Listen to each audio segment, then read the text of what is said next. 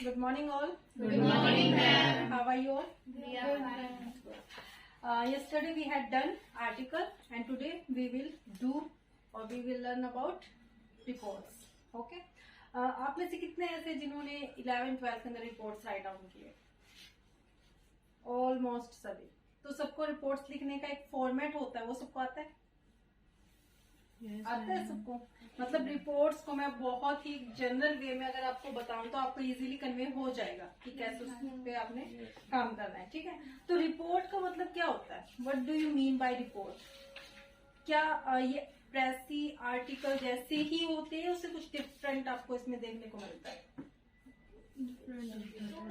क्या लगता है डिफरेंट? क्या लगता है इसमें? रिपोर्ट मतलब कुछ पहले हुआ उसके बारे में रिपोर्ट करना. एग्जैक्टली मतलब हम ये बोल सकते हैं कि कोई पास्ट इवेंट हुआ है और उसके बाद उसकी एक रिपोर्ट मेंशन कर सकते हैं. और कुछ क्या आपको लगता है कि एक रिपोर्ट को इंफॉर्मेशन देने के लिए भी यूज किया जा सकता है? है ना. पास्ट इवेंट के बाद उसको रिपोर्ट करना it is a descriptive way of writing. ठीक है. लेकिन इन्फॉर्म करना, जैसे आपने सुना होगा FIR होती है ना. FIR का फुल फॉर्म जब कर देखते हैं तो क्या बनता है? First information report. इन्वेस्टिगेशन बाद में होगी, पहले इन्फॉर्म होगी वो चीज. That's why it is called FIR. ठीक है. तो यहाँ पे आप क्या करोगे? अब ये रिपोर्ट जो है इन्फॉर्म करने के लिए यूज हुई या नहीं हुई?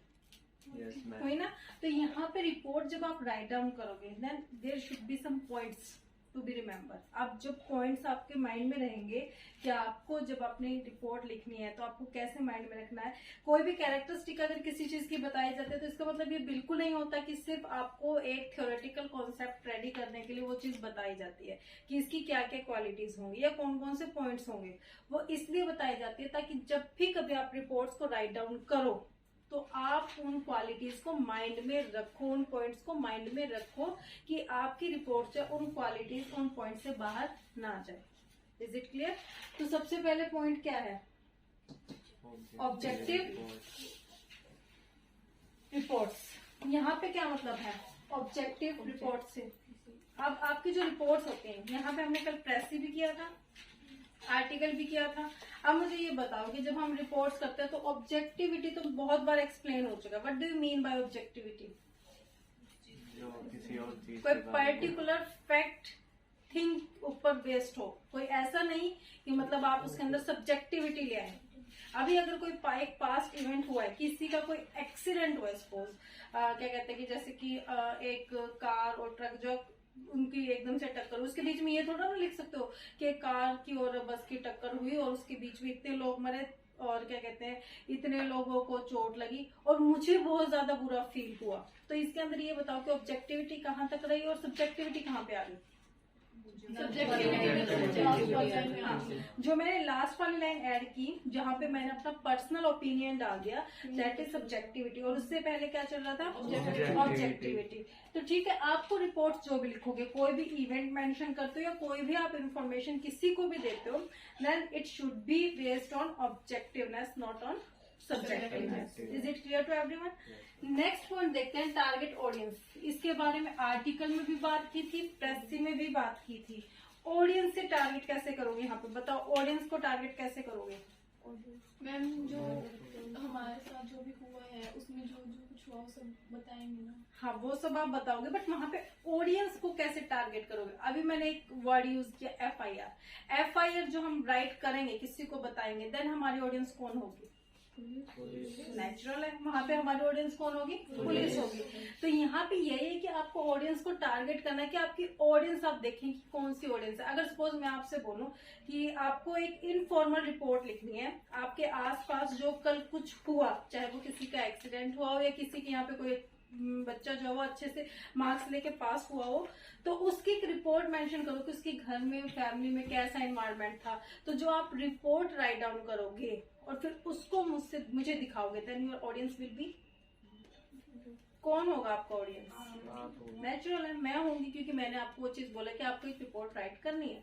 आप तो वहां पे आपको यही है कि आप अपने ऑडियंस को टारगेट करेंगे. First of all you will find your audience कि आप किसके लिए लिख रहे हो. ठीक है. आप कोई रिपोर्ट ऐसे भी लिख सकते हो जो आप चाहते हो कि इस चीज के बारे में सब अवेयर हो. तो आप न्यूज़पेपर में भी डाल सकते हो। तो वहां पे आपकी ऑडियंस कौन होगी?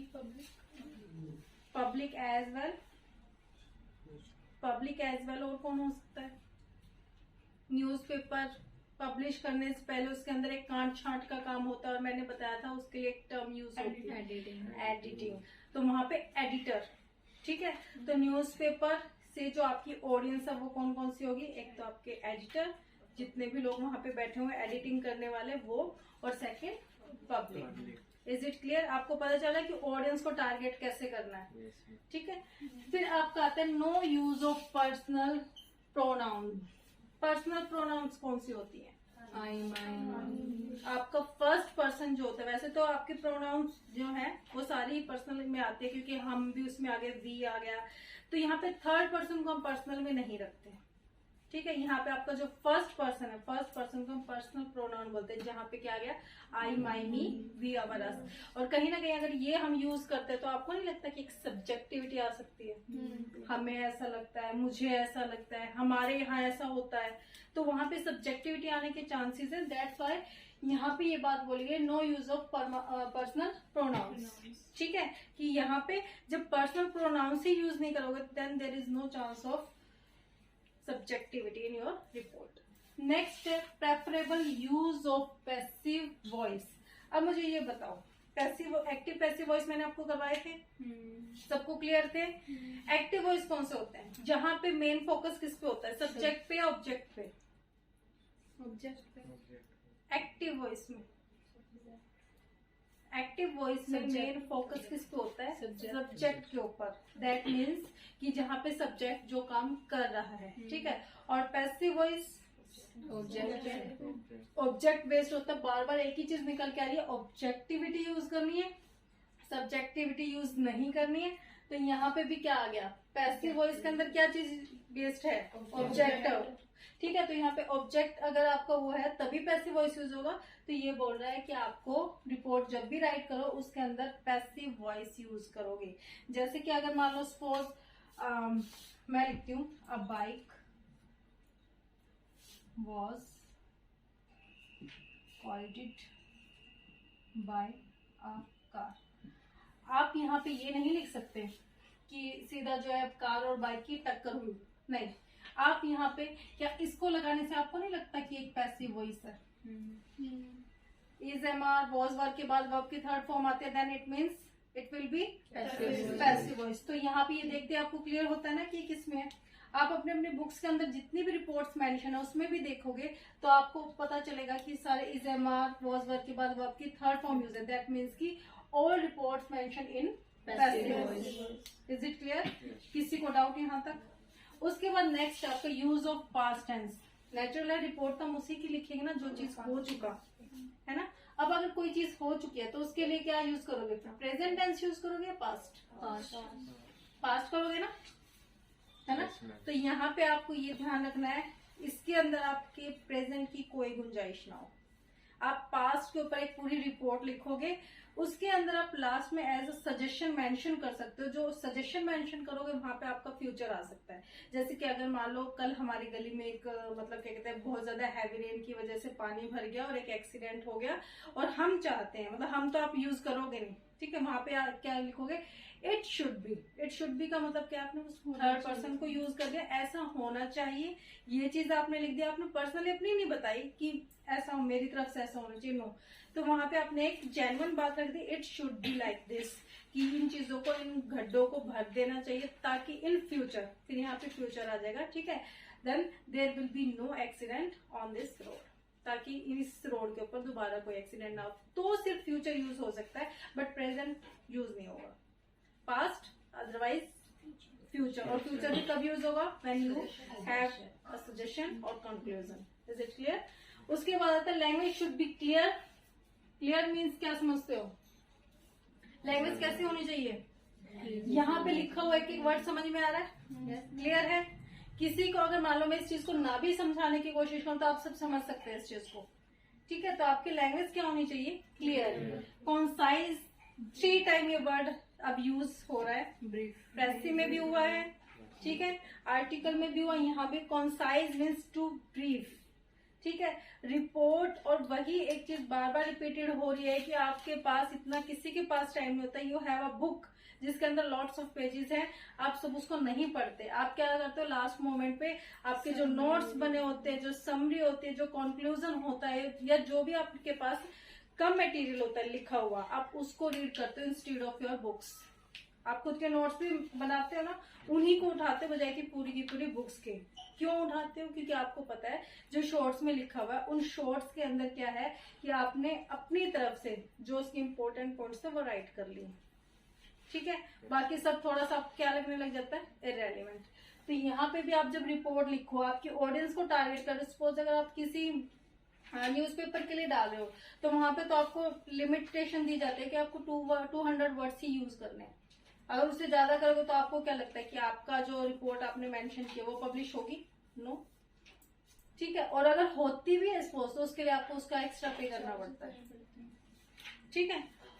तो आपकी क्या होनी चाहिए, कॉन्साइज, छोटी हो और टू द पॉइंट हो, जिसपे सबका फोकस भी जाए, उसको पढ़ा भी जाए और पब्लिश भी किया जाए उसके। फिर technical jargon should be avoided. What do you mean by technical jargon? एक स्पेसिफिक फील्ड के अपने अपने वर्ड्स होते हैं। इसके अंदर क्या होता है कि जैसे बहुत सारी वो कैब जो होती है, ठीक है, वो अलग अलग सब्जेक्ट स्पेसिफिक की अलग अलग टर्मिनोलॉजी यूज करती है। जैसे कि अगर सपोज मैं यहाँ पे साइकोलॉजी की बहुत सारी टर्म्स यूज करूँ, उनको शॉर्ट फॉर्म में लिखूं, then you are not able to understand them. आप नहीं समझ सकते उन चीजों को जो मैं समझ पाऊंगी। और आपकी बहुत सारे जो बाकी के सब्जेक्ट्स हैं, उनकी जो शॉर्ट आपकी टर्मिनोलॉजी है वो मैं नहीं समझ पाऊंगी, क्योंकि I am not aware about दो सब्जेक्ट्स, ठीक है। तो यहाँ पे क्या करना है, रिपोर्ट जो होगी आपकी, रिपोर्ट एक ऐसी होगी जिसके बारे में मैं भी अवेयर हूँ, ये भी अवेयर है, वो भी अवेयर है। और जब सभी अवेयर रहेंगे, that means there should be used a proper vocab, not a jargon words. अपनी अपनी जो टर्म्स हैं उनके वर्ड्स यूज ना करें, और अगर उनको यूज भी करें तो लास्ट में आप रिपोर्ट में मेंशन जरूर करें कि ये वर्ड आपने किसके लिए यूज किया।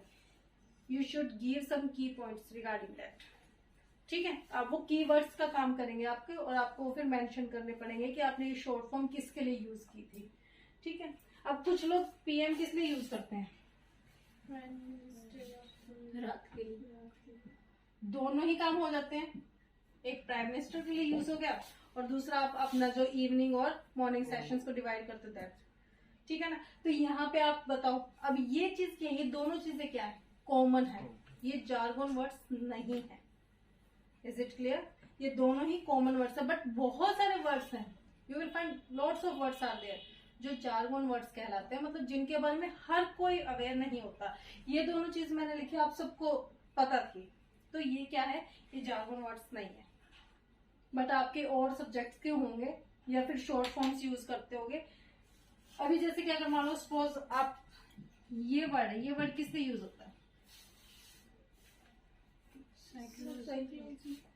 ये अभी जिसको थोड़ा बहुत अवेयर है उसको पता है, ठीक है, लेकिन सबको नहीं पता। आप सबके जो फेस थे वो साइलेंट थे, नहीं पता था। तो इट शुड बी, क्योंकि ये मेरी एक टर्म से रिगार्डिंग है, मेरे सब्जेक्ट से रिगार्डिंग है, इसलिए ये, ठीक है। कुछ लोगों का ऐसा मानना है कि इसका मतलब क्या होता है, साइको, क्या मतलब होता है इसका, मतलब जनरली ये सोच रहे हैं पागल है, मेंटल है, ठीक है। बट यहाँ पे जो हमारी साइकोलॉजी फील्ड कहता है, उसके अंदर ये टर्म पता है किस लिए यूज होती है, ये टर्म यूज होती है, हम कोई भी एडिशन करते हैं, कोई भी बुक पब्लिश करवाते हैं, कुछ भी करते हैं, उसके साथ हमें ये करके लिखना पड़ता है। तो ये जार्गन वर्ड्स है जिसके बारे में हर कोई अवेयर नहीं है, ठीक है। तो ये है जार्गन वर्ड्स, वो होंगे जो अलग अलग सब्जेक्ट स्पेसिफिक होंगे और जो सबको अवेयर नहीं होंगे। अगर आप यूज करते हो then you should put down in your report. आपको अपने रिपोर्ट के लास्ट में उनको राइट अप करना पड़ेगा, ठीक है। उसके बाद organise logically and coherently. Coherently के बारे में बताया था, क्या मतलब होता है, एक रिलेटेड वे में। लॉजिकली मतलब आपके जो भी फैक्ट्स हों वो लॉजिक उनके अंदर हो। ऐसा नहीं हो कि आप बिना सर पाम के कोई भी कहानी लिख के रिपोर्ट पब्लिश करवाना चाहते हो, नो। फिर कहीं ना कहीं जो आपकी ऑडियंस है वो आपकी टारगेट नहीं होगी, कहीं ना कहीं वो हैप्पी नहीं होगी, और अगर वो हैप्पी नहीं होगी तो आपकी रिपोर्ट लिखने का कोई फायदा नहीं होगा, ठीक है। उसके बाद कोहेरेंटली मतलब जितना भी लिखो उसके अंदर, सबके अंदर क्या होनी चाहिए, रेलिवेंसी होनी चाहिए, ठीक है। वो सब एक दूसरे के साथ कनेक्ट हो। अगर आप किसी से नेम पूछ रहे हो तो उसका जवाब नेम से ही आना चाहिए। ये नहीं कि आप उसके क्या कहते हैं उसके दादे परदादे के नाम पहले बताना शुरू करो फिर उसके बाद वो बताओ। नो, जहाँ पे जो बात मेंशन करनी है उससे रिगार्डिंग ही उसका रिस्पॉन्स हो। Is it clear? उसके बाद है नो ग्रामेटिकल एरर्स। अब अगर मान लो सपोज तुम्हारे एक में टेस्ट ले लो, रिपोर्ट्स का टेस्ट ले लो, अगर तुमने उसमें लॉट्स ऑफ ग्रामर मिस्टेक कर दी तो क्या लगता है मार्क्स आएंगे? नहीं आएंगे। 5 नंबर की रिपोर्ट आती है आपकी, 3 मिस्टेक करने पे 1 मार्क्स चला जाता है। ठीक है, तो अब ये बताओ कि आप मिस्टेक्स करोगे तो क्या आपको उसके मार्क्स मिलेंगे? अगर आपने क्या कहते हैं न्यूज़पेपर में लिखी, आपने कोई भी रिपोर्ट आपने डाली, 200 वर्ड्स थे जिसके अंदर से 50-60 वर्ड्स ऐसे निकल आए जिसकी स्पेलिंग्स ठीक नहीं है, ठीक है, प्रॉपर वोकैब यूज नहीं कर रखी, या फिर आपने पैसिव वॉइस नहीं यूज कर रखा, तो क्या लगता है कि वो रिपोर्ट पब्लिश होगी? Not at all. ठीक है, तो यहाँ पे आपको उसकी ग्रामेटिकल एरर्स को भी ध्यान रखना है। ठीक है, अब उसके बाद बात करते हैं हम यहाँ पे टाइप्स ऑफ रिपोर्ट्स की। रिपोर्ट्स कितने टाइप्स की होती हैं basically? Newspaper report, magazine report, official reports for various organisation. ठीक है, अब मुझे ये बताओ तुम में से किसने इनमें से कौन सी रिपोर्ट लिखी है एट 11th-12th लेवल? बताओ जरा। पहली 2 सारी लिखी थी सर। बताओ, सोचो जरा। लिखी है ना 11th-12th में, लिखी तो है ना रिपोर्ट। अब बताओ जरा। न्यूज़पेपर के लिए भी थी, मैगजीन के लिए भी, ऑफिशियल भी थी। हाँ, ऑलमोस्ट सभी को लिखनी पड़ी होगी, क्योंकि अगर मान लो आपके एग्जाम के अंदर आया होगा कि आपको एक न्यूज़पेपर एडिटर को लिखनी है, तो आपने नेचुरल न्यूज़पेपर एडिटर को लिखी होगी। आपकी जो रिपोर्ट होती है, रिपोर्ट का फॉर्मेट आपको पता है 2 मार्क्स कैरी करता है। अगर आपने प्रॉपर फॉर्मेट के अंदर आपकी रिपोर्ट को राइट किया तो आपको 2 मार्क्स उसके मिल जाते हैं, बजाय कि अगर आपकी ये चाहे कुछ भी अंदर उसकी मिस्टेक हो, आपने उसके पार्ट्स को, उसके पॉइंट्स को माइंड में रखा हो ना रखा हो, बट लेकिन आप जो फॉर्मेट दिया हुआ है, फॉर्मेट को अगर आप राइट डाउन करते हो, अपने माइंड में सेट कर लेते हो, तो वो आपके 2 मार्क्स कैरी करवाता है 5 में से। ठीक है, तो यहाँ पे सबसे पहले के न्यूज़पेपर रिपोर्ट और मैगजीन रिपोर्ट के अंदर सबसे पहले क्या लिखोगे? टाइटल। सबसे पहला पॉइंट आपका आएगा टाइटल का। ठीक है, देखो अपने अपने बुक्स में सभी रिपोर्ट में सबसे पहले न्यूज़पेपर रिपोर्ट निकालो और उसमें देखो कि सबसे पहला पॉइंट टाइटल है। टाइटल है, क्लियर है? उसके बाद सेकंड पॉइंट क्या आएगा? By line. What do you mean by by line? जिसने दिया उसका नाम। यहाँ पे आपका बाय लाइन में आएगा जो भी रिपोर्ट राइट कर रहा है उसका नेम। Is it clear? उसके बाद आता है प्लेस एंड डेट। है नीचे मेंशन उसमें? प्लेस और डेट है मेंशन उसके अंदर। ठीक है, और फिर आता है आपका बॉडी ऑफ रिपोर्ट कि आप जो है इसमें एक लाइन छोड़नी पड़ती है मुझे, यहाँ पर छोड़ना था। ये इनके बीच में कोई, यहाँ पे आपकी एक लाइन छूटेगी, इनके बीच में कोई लाइन नहीं छूटेगी, और नीचे यहाँ पे भी छूटेगी। ठीक है, यहाँ पे नहीं छूटेगी, बस इन दोनों के बीच में एक लाइन स्किप हो जाएगी। Is it clear? अब न्यूज़पेपर रिपोर्ट के अंदर आपका प्लेस डेट मेंशन करना कंपलसरी है, क्योंकि वो आप जो भी बात कहना चाहते हो उस रिपोर्ट को आप चाहते हो जल्दी से जल्दी पब्लिश हो, then there should be need of date. लेकिन जब आप मैगजीन रिपोर्ट करते हो, मैगजीन रिपोर्ट का भी सैंपल है आपकी बुक के अंदर। ठीक है, इसके अंदर आप सबसे पहले title, give a space of 1 line, then mention name and then place. There is no need of mention date. कोई जरूरत नहीं है मैगजीन के अंदर आप डेट डालो, क्योंकि वहां पे आप चाहते हो, क्योंकि मैगजीन तो होती है ऐसे कि आप तो वो वीकली पब्लिश होती हो, है ना। कोई ऐसे होते जो 3rd डे पब्लिश होते हैं, कुछ ऐसे होते जो 1 वीक, कुछ 15 डेज का टाइम लेती है, तो वहां पे आपको डेट मेंशन करने की नीड नहीं है मैगजीन के लिए। और उसके बाद आप बॉडी ऑफ रिपोर्ट लिखो। Is it clear? या तो आपको रिपोर्ट के लिए मेंशन कर दिया जाता है कि कितने वर्ड्स के आपको रिपोर्ट राइट करनी है। तो हाँ जी, न्यूज़पेपर रिपोर्ट में ना इसने यहीं से लिख के फिर इसी लाइन से स्टार्ट कर रखा है, तो ये जो आपकी बुक्स हैं काफी ओल्ड प्रिंटेड है, ठीक है। तो आपको यहाँ पे जो पैटर्न फॉलो हो रहा है वो ये वाला पैटर्न फॉलो होगा, आपको स्किप करना होगा। मेल में भी यही रहेगा, आगे चल के मेल भी आएंगे, मेल में भी यही रहेगा, ठीक है। मेल में तो ऑटोमेटिकली आपका कंप्यूटर जो अपने आप ही वो कर देता है, जो सर्वर होता है वो ऑटोमेटिकली स्पेस दे देता है, दैट्स वाई। और ये जो चीजें हैं, ये सारी चीजें किसमें है, प्रिंटिंग फॉर्म में उठाई गई है, ठीक है। लेकिन आप जब राइट करोगे then it should be in your mind, okay.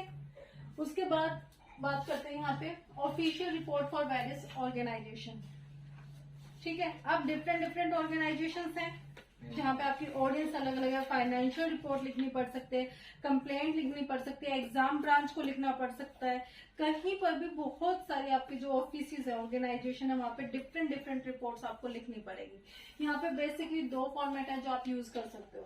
First format में सबसे पहले क्या होगा, हेडिंग से क्या समझते हो, ये होती है नहीं होती है, हो जाएगी। तो दैट मीन्स कि यहाँ पे भी सबसे ऊपर क्या आएगा, हेडिंग या टाइटल। उसके बाद 2, किस डिपार्टमेंट को लिख रहे हो, ठीक है, या किस पर्टिकुलर पर्सन को लिख रहे हो, फ्रॉम कौन लिख रहा है, ठीक है। उसके बाद डेट मेंशन करना जरूरी है, क्योंकि यहाँ पर फॉर्मल रिपोर्ट जो होती है, ऑफिशियल रिपोर्ट जो होती है, वहां पे हमें बहुत जल्दी क्या चाहिए होता है, रिस्पॉन्स चाहिए होता है, क्विकली रिस्पॉन्स चाहिए होता है आपकी रिपोर्ट से रिगार्डिंग। तो यहाँ पे डेट मेंशन करना जरूरी होता है। अगर हमें क्विकली रिस्पॉन्स ना मिले तो हम उसके ऊपर RTI लगा सकते हैं कि भाई हमने इस डेट पे दी थी रिपोर्ट लिखकर और अभी तक उसका कोई भी सोल्यूशन नहीं निकला, कोई सजेशन नहीं दे रहे हैं वो। तो यहाँ पे आप क्या चीज कर सकते हो, date should be mention. Subject specific होना चाहिए, सब्जेक्ट में है तो कोई भी नहीं पढ़ेगा उठा के आपकी रिपोर्ट को, ठीक है। इंट्रोडक्शन बहुत ब्रीफली दो, 1 लाइन कंप्लीट हो जाए। यहाँ पे ये मत सोचना कि यहाँ पे हेडिंग और इंट्रोडक्शन सेम रहेगा, नो। जैसे मैंने आपको उसमें बताया था आर्टिकल में first passage should be introduction, उसी तरीके से यहाँ आपकी 1 या 2 लाइन इंट्रोडक्टरी हो सकती है। Is it clear? उसके बाद है details of task and reason.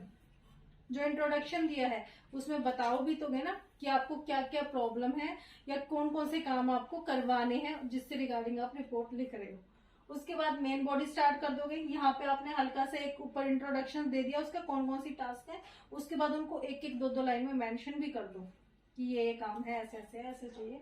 Information resource used, फिर आप यहाँ पे सोर्स भी लिख सकते हो कि आपने कहाँ से ये डिस्कस जो किया है, ये रिपोर्ट मेंशन किया है, इसके बारे में कहाँ से नॉलेज लिए, कहाँ से इंफॉर्मेशन गेन किया, जिसके बिहाफ पे आप ये रिपोर्ट लिख रहे हो, ठीक है। डिस्क्रिप्शन ऑफ द टास्क, ये जो आपकी टास्क यहाँ पे डिटेल्स आपने दी थी, पॉइंट वाइज दी थी, यहाँ पे डिस्क्राइब कर सकते हो। रिजल्ट्स, जो आपको लगता है कि आपने रिपोर्ट लिखा है, इसका रिजल्ट कॉन्सिक्वेंसेस क्या मिलने चाहिए, इसको बहुत जल्दी इम्प्लीमेंट होना चाहिए, नहीं होना चाहिए, क्या होना चाहिए। कंक्लूजन निकालना है and then your evaluation conclusion, ये भी चीजें आ जाएंगी, ठीक है। पर्टिकुलर जो है पूरी की पूरी रिपोर्ट का एक पर्पस क्या है, कंक्लूजन फॉर्म में आप उसको राइट करोगे, ताकि इंसान जो है, जो भी आपके सामने हो, वो या तो इस चीज को देख के समझ जाए कि रिपोर्ट किसके बारे में, या फिर कंक्लूजन को। Is it clear? Format second क्या कहता है, फर्स्ट में क्या होगा, टाइटल, 2 क्लियर है, फ्रॉम क्लियर है, डेट ऑफ सबमिशन। ये फॉर्मेट 2 किस लिए यूज होता है, जरा बताओ मुझे, कोई आइडिया? बुक के अंदर है, देखो जरा बताओ, फॉर्मेट 2 के कहाँ पे यूज होने के चांसेस ज्यादा है?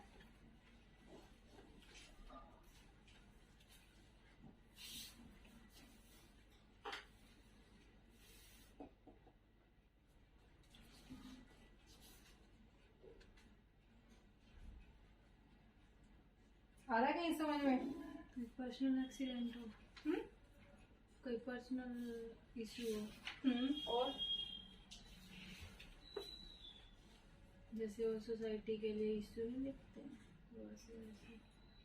और सोचो थोड़ा, किसके लिए यूज होता होगा?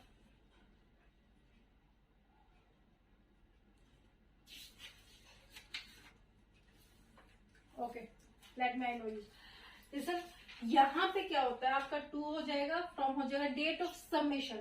सबमिशन का मतलब क्या है, यहाँ पे आपके हो सकते हैं पर्टिकुलर असाइनमेंट से रिगार्डिंग रिपोर्ट आ सकती है, ठीक है। जैसे कि आपके पास से 6 असाइनमेंट आपने बनाए हैं, बट उसके मार्क्स लगकर नहीं आए, ठीक है, मार्क्स लग के नहीं आए और किसी ने आपको इन्फॉर्म किया कि तुम्हारे इंटरनल मार्क्स नहीं लगे हैं जिसकी वजह से तुम्हारा रिजल्ट लेट चल रहा है, तो तुम क्या करोगे, वहां पर तुम एक रिपोर्ट राइट करोगे। ठीक है, रिपोर्ट राइट करके आप यहाँ पे डेट ऑफ सबमिशन लिखोगे कि ये रिपोर्ट जो है, मतलब आप इसके अंदर मेंशन करोगे कि आप अपनी रिपोर्ट कब लिख रहे हो और अब आपका रिजल्ट कितने दिन में आ जाना चाहिए। ठीक है, एक्नॉलेजमेंट्स में क्या लिखोगे कि जो चीजें आपने कैरी की हैं, मतलब आप जो चीजें बताना चाहते हैं। यहाँ पे लिखा हुआ टेबल ऑफ कंटेंट्स, यहाँ पे आप लिख सकते हो टेबल ऑफ असाइनमेंट्स, कौन कौन से असाइनमेंट आप सबमिट करवा चुके हो। ठीक है, यहाँ पे समरी कर दो। समरी के अंदर क्या कर दोगे कि एक असाइनमेंट मैंने उस दिन सबमिट करवाया था, मेरा मैथ्स का असाइनमेंट तब सबमिट हुआ था, रीजनिंग का तब हुआ था, ऐसे तब हुआ था, उसको एक समराइज करके यहाँ पे आपने पॉइंट्स लिख दी, यहाँ पे आप समराइज करके उस चीज को लिखोगे। इंट्रोडक्शन लिखोगे। फाइनली इंट्रोडक्शन में क्या आ जाएगा कि सर ऐसे ऐसे मेरे सभी फ्रेंड्स का जो भी है वो रिजल्ट आ चुका है, लेकिन मेरा रिजल्ट नहीं आया है ड्यू टू दिस। और फिर यहाँ पे आप वो लिखोगे कि इस वजह से, मतलब असाइनमेंट सबमिशन हो चुका है बट वो अभी चेक नहीं हुआ, क्या नहीं हुआ, वो इश्यू क्या चल रहा है उससे रिगार्डिंग इंट्रोडक्शन लिख दोगे। फाइंडिंग्स कैसे करोगे, फाइंडिंग्स में क्या बोल सकते हो कि मैं एग्जाम ब्रांच में भी जाके पता करके आया हूँ, उन्होंने बताया कि इसके पीछे ये रीजन है कि आपके मार्क्स लगकर नहीं आए हैं। फाइंडिंग्स से यहाँ पे सोर्स लिख दोगे। कंक्लूजन में लिखोगे कि sir I have submitted all my assignments, please give my proper result with my DMC. ठीक है, यहाँ पे आ जाएगा। रिकमेंडेशंस में लिख सकते हो आपके डिपार्टमेंट का नाम, क्योंकि आपके डिपार्टमेंट ने भी इस चीज को कैरी किया है, उन्होंने असाइनमेंट्स लिए हैं, उन्होंने अपनी तरफ से नाम लिखकर वो असाइनमेंट्स के मार्क्स जो वो लिखकर भेज दिए हैं, लेकिन एग्जाम ब्रांच का जो भी जिसका इशू है उसकी वजह से मेरे मार्क्स लगकर नहीं आए। उसके बाद रेफरेंसेस के अंदर आप राइट कर सकते हो, किसी के भी सिग्नेचर ले सकते हो जो उस रिपोर्ट को वेरीफाई कर दे। ठीक है, या फिर अगर मान लो सिग्नेचर नहीं ले सकते तो उनका नेम मेंशन कर सकते हो कि किसने आपको सजेस्ट किया कि ये सब आप राइट करो। ये मैंने क्या एग्जांपल के फॉर्म में बताया, बट यहाँ पे आपके और भी कोई सैंपल्स होंगे, you can see from there. Okay, और होमवर्क में क्या जाएगा, होमवर्क में इसकी जो प्रैक्टिस सेट्स हैं, 2 प्रैक्टिस सेट आपको करना है।